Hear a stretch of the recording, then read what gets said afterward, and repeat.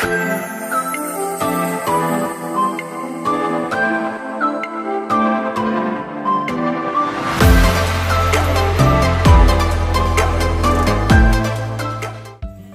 guys, good morning.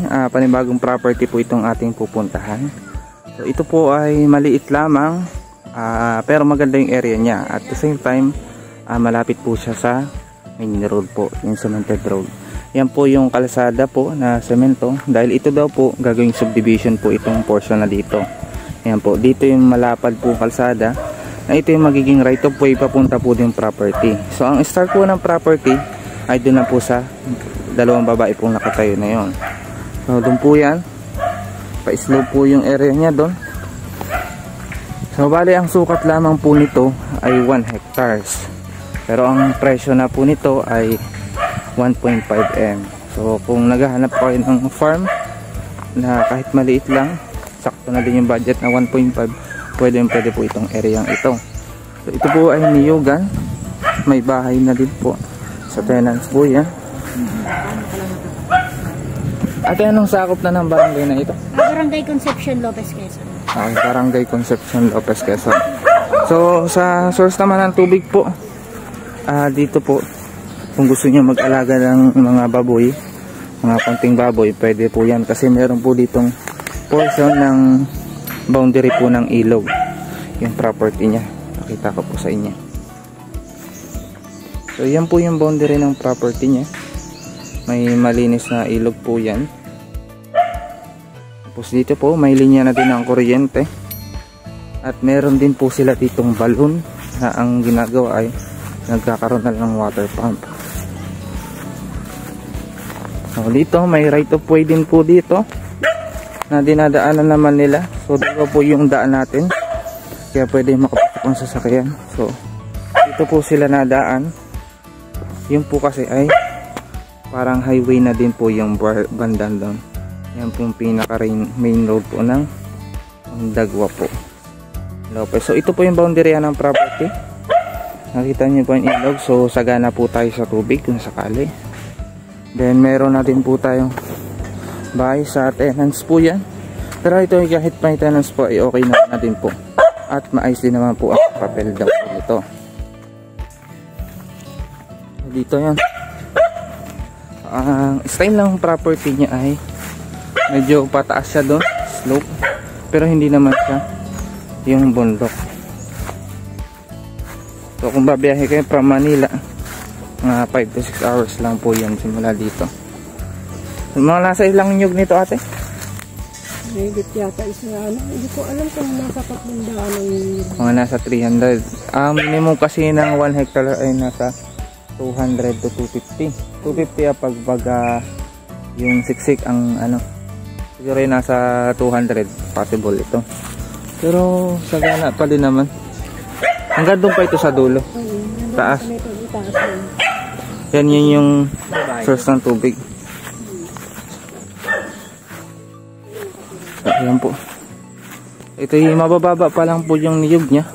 Pero halos lahat po ay namumunga naman na. So yan po, linya ng kuryente. Then dito po yung kinukuhanan po nila ng water supply po. So wala naman po dito yung parang yung nawasa. Bukal lamang po. Ang ginagawa lang na lang nila ay ano ng kuryente. Yan po, kinukuha na nila po yan. So doon pa yung galing. Tapos dito po yan, malinis daw po yan. Nandun yung area niya, dyan, pataas pong yan. So, pwede po ito sa mga gusto magmanukan, kambing, so mini farm, pwede po itong area ito. Kunting babuyan, kahit papaano magandang panimula na rin.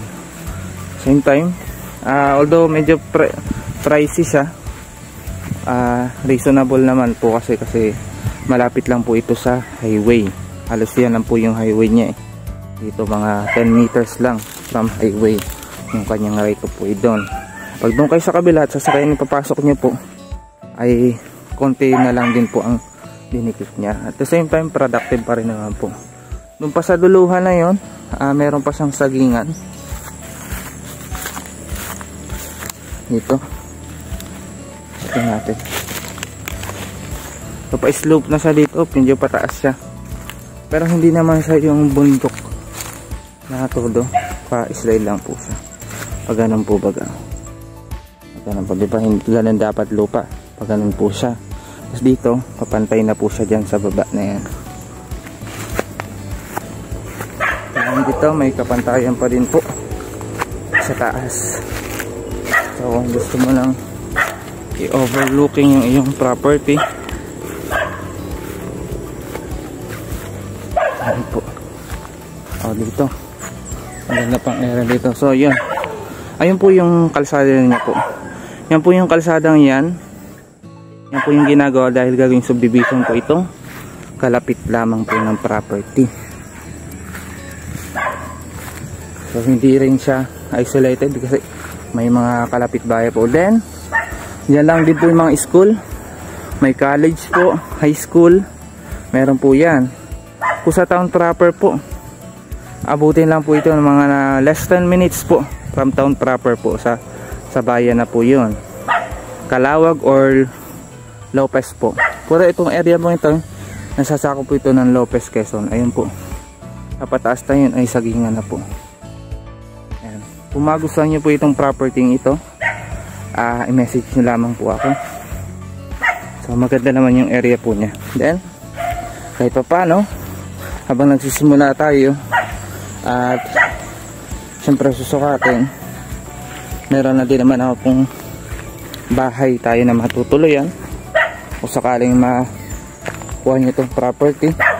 At syempre panibagong ipon, pag bibisit kayo dito, kahit hindi muna kayo magawa ng kubo, meron naman ng bahay, may linya na rin ng kuryente, tubig, sagana po yan.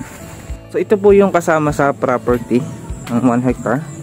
Ito po ay bahay na po. Ito naman ay kausap na lang sa may-ari po. So dito yung sa CR. Tapos dito po yung kanyang sala. Then sa looban naman po ay merong dalawang kwarto daw po.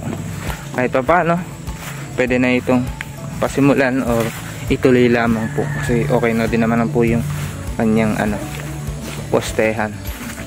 Ayan. Ayan po. Kung hanap nyo kompleto na, may tubig, kuryente. Sa signal po pala. Bali mahina dito ang smart. Mga nasa 1 bar lang. Possible mga globe po ang okay po dito. Ayan.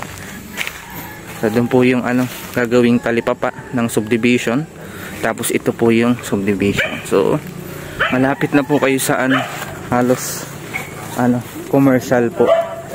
Kalapit nyo lamang po yung subdivision. So na ito po yung kanyang title.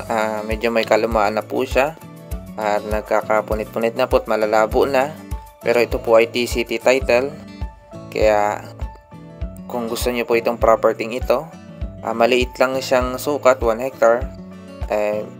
Pwede na po itong magandang panimula.